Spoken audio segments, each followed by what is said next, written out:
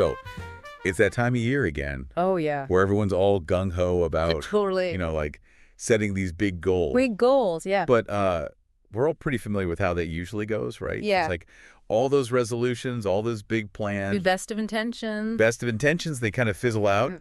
Resolutions. Resolutions, yeah, faster than... You know what I always think of? What's that? It was like those holiday decorations. Up and then down in a flash. Oh, exactly. Excellent. So we're diving into all that today. Broken resolutions. Why we do it to ourselves. Well, it's interesting, right? Because it's not just like we're lazy or something. No, there's something deeper going on. Yeah, there's this whole psychology behind why we make resolutions and why we just can't seem to stick to them. Yeah, and it's like some resolutions, it's almost like they're, guaranteed to fail. Like they're set up to fail. Yeah, like a self-fulfilling prophecy. Yeah, exactly. So that's what we're going to unpack today, right? Let's do it. We've got all this research, tons of observations about the whole psychology of resolutions. Oh, cool. And we're using those, those classic resolutions that everybody makes and breaks as a framework. Yeah, those are perfect examples because if we can understand why those fail, then we can actually set ourselves up for success next time, right? Exactly. So no more repeating that cycle of disappointment. No more disappointment. No more. Let's start with the big ones, the ones that everybody knows. Yeah. The top 5 resolutions. Okay.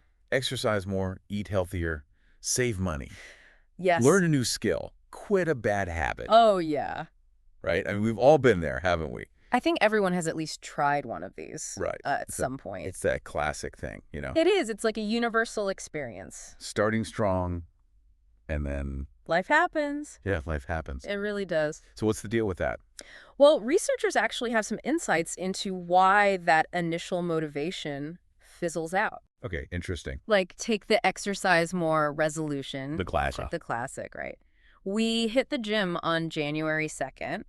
Oh, yeah. Feeling good. Super motivated. Yeah, but then by week 3, those gym visits, they become a little less frequent. Yeah, what's happening there? So it's not just the post-holiday energy crash. No, it's got to be something more than that. It's more than that. It's about how our brains actually form habits. Habits, okay. It's like a loop. A cue triggers a routine, which then leads to a reward. Okay. And at first, the excitement of starting something new, that's the reward. A novelty of it. Exactly, but then it fades and the reward diminishes and the loop weakens. Oh, I see. So the excitement kind of wears off. Exactly. So how do we make that reward, keep going? How do we hack the system? Yeah, hack the system. Well, one strategy is to link the routine to a reward that's totally separate from the activity itself.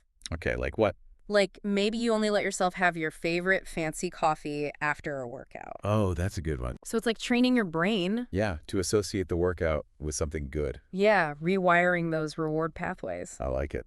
So what about eat healthier? Oh, that one's always a struggle.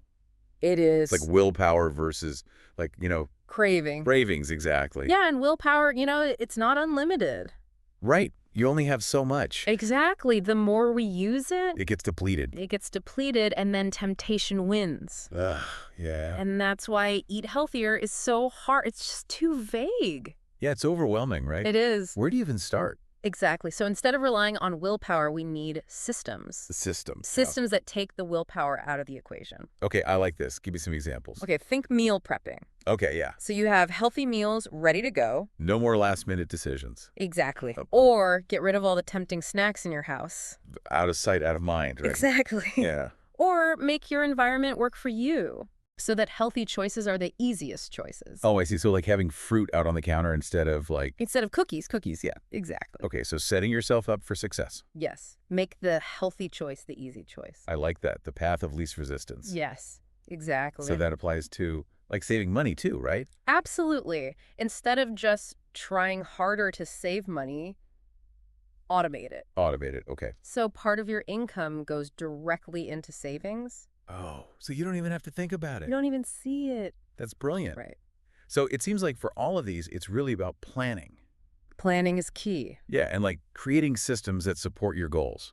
It's not just about willpower. It's about strategy. Exactly. And that's especially true for learning a new skill. Yeah, like what? So you buy that language app Right. or that DIY kit. Yeah, full of good intentions. Full of good intentions, but then Sits there. it sits there, Gathering dust. gathering dust. So how do we avoid that? Well, instead of just buying the stuff, schedule time to actually practice. Okay, schedule it in. Yeah, even just 15 minutes a day. 15 minutes, that's doable. It's doable and it adds up over time. Consistency over intensity. Exactly. Small steps, but consistent. Okay, I like that.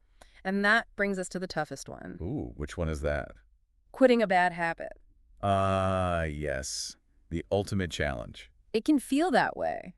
Willpower tested to the max. Yeah, but thinking of it as just a willpower battle, that can actually make it harder. Really? How so? Well, instead of just fighting it, try to understand it. Understand the habit. Yeah, like what triggers it? Oh, Is it certain situations, emotions, even times of day? so it's like figuring out the pattern. Exactly. Figure out the pattern, and then you can find other things to do instead. So replace the bad habit with something good. Exactly. And be patient. Patience. Yeah, that's key. It takes time to break a habit. How long are we talking?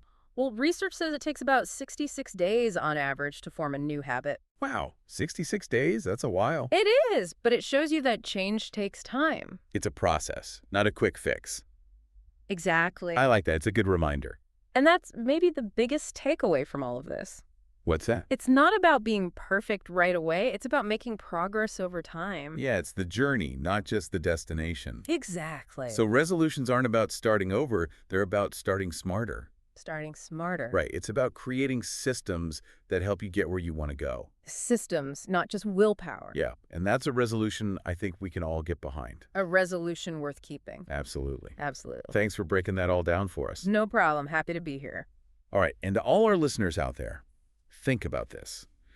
What systems can you build to support your goals? Good question. It's not about starting over, it's about starting smarter. Thanks for joining us for another deep dive. See you next time. See you next time.